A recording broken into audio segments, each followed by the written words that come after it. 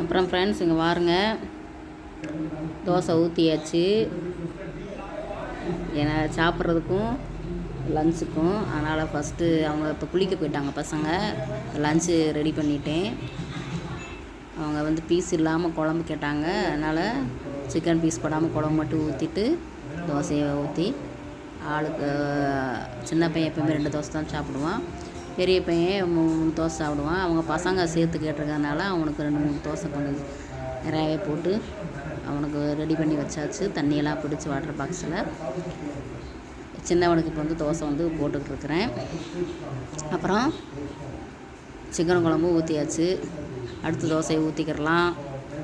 ஊற்றிட்டு அப்படியே ரெடி ஆகிக்கிட்டே இருக்குதுங்க. மினி விழாக்க போகிறேன்னு சொல்லிட்டு 3 நிமிஷத்தில் ஓடிடுதா. அதனால் வீடியோ இப்போ முடிஞ்சு அடுத்த வீடியோ ஓடுது.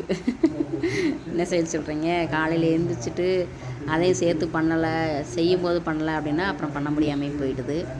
அதனால் இப்போ பாருங்கள், அடுத்த தோசை ஊற்றியாச்சு. ஊற்றிட்டு ரெடி ஆகிக்கிட்டு இருக்குது. இப்போ முருகலா அப்படியே நான் வந்துட்டு ஒரு சில தோசைங்களை வந்துட்டு திருப்பி போட்டு எடுப்பேன். ஒரு சில தோசைங்களை வந்து நல்லா முருகலா வந்துட்டு நான் அப்படியே எடுத்துருவேன். இது வந்து இண்டியாலியம் தோசை செட்டிங்க. இது இரும்பு கிடையாது, இண்டாலியம். நிறையா பேர் வீட்டில் வச்சுருப்பீங்க. இதில் வந்துட்டு எண்ணெய் தேவையில்லை, தண்ணி தெளித்து விட்டு ஊற்றினாலே போதும். நம்ம என்றைக்கு அந்த தோசை சட்டியை வந்துட்டு நல்லா வந்துட்டு கழுவி செய்கிறோமோ அன்னைக்கு மட்டும் நம்ம வெங்காயத்தை தடவி விட்டுட்டு தோசை ஊற்றணும், நல்லா வரும். இப்போ பாருங்கள், சாப்பிட்றதுக்கு வந்துட்டு தோசை ஊற்றியாச்சு. ஊற்றிட்டு சிக்கன் குழம்பு ஊற்றியாச்சு. அவங்க சாப்பிட்டுட்டு இப்போ கிளம்பிடுவாங்க பசங்க. ரெடி ஆயிடுச்சு பாருங்கள், எவ்வளோ அழகாக இருக்குன்ட்டு. தோசையும் குழம்பும்.